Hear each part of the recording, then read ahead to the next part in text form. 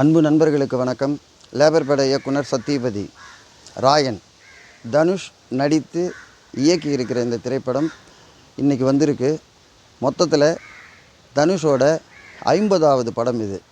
இருந்தாலும் கூட இவர் ஹீரோவாக ஜெயிச்சிட்டார். இயக்குனராக ஜெயிச்சிருக்கிறாரா என்னன்னு பார்த்தீங்கன்னா, ஹீரோவையும் தாண்டி இவர் இயக்குனராக தான் அதிகமாக ஜெயிச்சிருக்கிறாருன்னு தான் நம்ம சொல்ல முடியும். ஃபஸ்ட் ஹாஃப் எடுத்துக்கிட்டிங்கன்னா அருமையான மேக்கிங், அருமையான திரைக்கதை. தனுஷ் ஃபஸ்ட் ஹாஃபை இவ்வளோ பொறுமையாக, இவ்வளோ அழகாக, இவ்வளோ ஆளுமையாக திரைக்கதை பண்ணி சொல்லியிருப்பார்ன்றது ஆச்சரியமான விஷயம். ஃபஸ்ட் ஹாஃப் நேரம் போகிறதே தெரியாது. ஒரு கத்தி எடுக்காமல், துப்பாக்கி எடுக்காமல், வன்முறை இல்லாத ஒரு ஃபஸ்ட் ஹாஃபை ரொம்ப அழகாக, நேர்த்தியாக, அடுத்த சீன் என்னன்னு தெரியாமல், இந்த சீன் என்னன்றதும் தெரியாமல், ரொம்ப யாருக்கு எந்தெந்த கேரக்டரை எப்படி எப்படி கொடுக்கணும், எஸ்ஜே சூர்யா, சரவணன், இன்னும் 2 பேர், அபர்ணா, அதாவது இளவரசு, இன்னும் நிறைய கதாபாத்திரங்கள் நமக்கு பேர் சொல்கிறதுக்கு நேரமாகும். இவங்க எல்லாருடைய கேரக்டரையும் பிக்சர்ஸில் எடுத்துன்னு வர்றது எக்ஸ்ட்ராடினரியாக இருக்கும். இந்த படம் அதாவது கொஞ்சம் அடிமட்டத்துக்கு மேலேயும் மேல் மட்டத்துக்கும் கீழேயும் இருக்கிற ஒரு ஃபேமிலியை பற்றி கதை ரன் ஆகுது. ஒரு ஸ்லம் இருக்கிற ஏரியாவுக்குள்ளே ஒரு இளைஞர் அம்மா அப்பா இல்லாமல் ஒரு அண்ணன் 2 தம்பி ஒரு தங்கச்சியை வச்சுக்கின்னு கரை ஏற்றணுன்னா எப்படி ஏற்ற முடியுன்றது தான் இந்த படத்தோட ஸ்டைல். இதில் செல்வராகவன் போர்ஷன் ரொம்ப எக்ஸ்ட்ராடினரியாக இருக்கும்.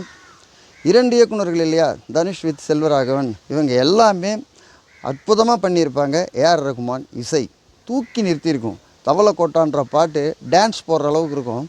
கிளைமேக்ஸில் இருக்கிற ஒரு பாட்டும் ஸ்டெப்ஸு போடுற அளவுக்கு இருக்கும். இந்த 2 சாங்குமே சூப்பராக இருக்கும். எடிட்ரு இதில் ஒரு அருமையான சீன் டைரக்ஷன் பண்ணியிருப்பார் தனுஷ். ஹாஸ்பிட்டலில் போய் ஒருத்தர்கிட்ட பேசுவார், மிரட்டுற மாதிரி இருக்கும். அந்த இடத்துல அந்த சேரை இழுத்து போட்டு உட்காருவார். அந்த இழுத்து போட்டு உட்காரும்போது ஒரு கட் பண்ணியிருப்பார் எடிட்ரு. அதெல்லாம் எக்ஸ்ட்ராடினரியாக இருக்கும். டைரக்ஷனில் தனுஷ் இவ்வளோ அழகாக ஜெயிச்சிருப்பார்.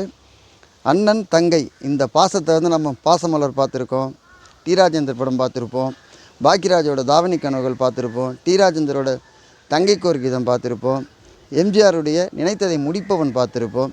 இந்த மாதிரி நிறைய நடிகர்களுடைய அண்ணன் தங்கை பாசத்தை பார்த்துருப்போம். அந்த வரிசையில் ராயன் படம் அற்புதமாக இருக்கும். ஏன்னா அந்தந்த காலகட்டத்துக்கு ஏற்ற மாதிரி அண்ணன் தங்கை பாசம் கல்ச்சருக்கும் சுச்சுவேஷனுக்கும் வாழ்வாதாரத்துக்கும் ஏற்ற மாதிரி மாறும்.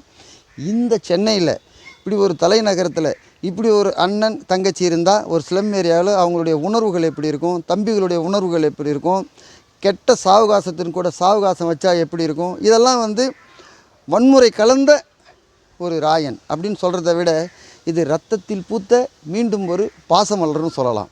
அந்தளவுக்கு தங்கச்சியாக நடிச்சிருக்கிறவங்க உணர்வுகளை உள்வாங்கி வசன டெலிவரியாக இருக்கட்டும், ஒரு மிடில் கிளாஸ்.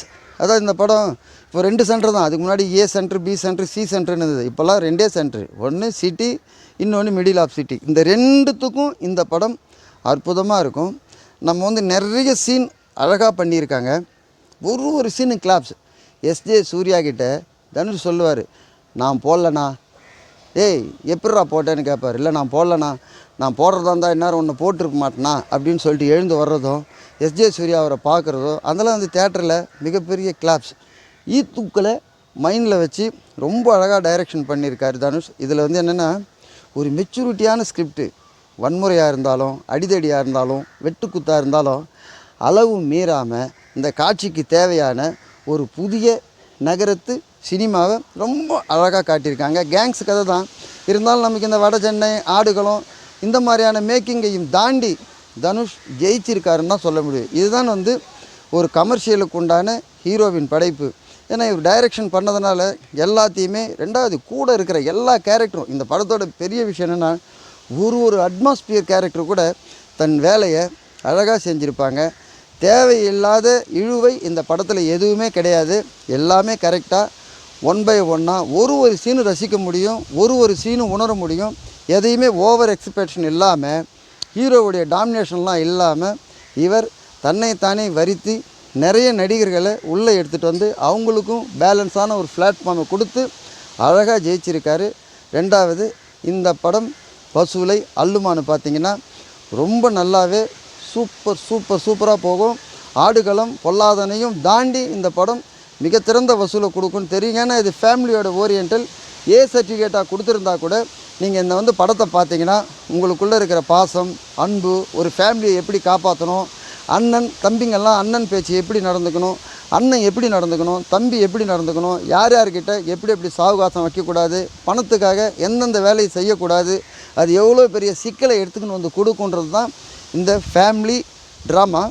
இருந்தாலும் கூட வன்முறையால் ஒரு பெண் எப்படியெல்லாம் பாதிக்கப்படுகிறாள், அவள் பாதிக்கப்பட்டால் அந்த வன்முறையை எப்படியெல்லாம் அவள் கையால் ஆளப்படுகிறாள் என்கிற விஷயம் ரொம்ப அழகாக இருக்கும். எல்லா பெண்களுமே இப்படி இருக்கணுன்றதை விட இப்படி இருக்கக்கூடாதுன்றதுக்காக வாழ்க்கை முறையும் வாழ்வியலும் மாறணுன்றதை இந்த படம் அழகாக உணர்த்தி இருக்கும். நீங்கள் இந்த மிடில் கிளாஸில் இருக்கிறவங்க, வேலைக்கு போகாமல் தண்ணி அடிக்கிறவங்க, வீட்டில் அம்மா அப்பா பேச்சு, அண்ணன் தம்பி பேச்சை கேட்காத இளைஞர்கள் இப்படியெல்லாம் இருந்தீங்கன்னா இந்த படம் பார்த்தீங்கன்னா இந்த படம் உங்களுக்கு ரொம்பவே பிடிக்கும், நல்லாவே இருக்கும். இந்த படத்தில் எல்லா சினிமே சூப்பராக இருக்கும். சாங்ஸ் ஏஆர் ரகுமானுடைய ஆர்ஆர் வந்து படத்தை தூக்கி நிறுத்தும். செல்வராகவன், தனுஷ் கூட்டணி இன்னொரு தமிழ் சினிமாவில் மிகப்பெரிய வசூல் பிளாட்ஃபார்மை அமைச்சிருக்குதுன்னு சொல்லலாம். நண்பர்களே, என்னுடைய விமர்சனம் பிடிச்சிருந்தா நீங்கள் லைக் பண்ணுங்கள். அதே சமயம் வந்து என்னுடைய சேனலை சப்ஸ்கிரைபர் பண்ணுங்கள். நல்ல விஷயங்களும் சினிமாவை பற்றிய நல்ல சிந்தனைகளும் என்றென்றும் நான் உங்களிடம் பேசிக்கொண்டிருப்பேன். அன்புடன் சத்யபதி. நன்றி, வணக்கம்.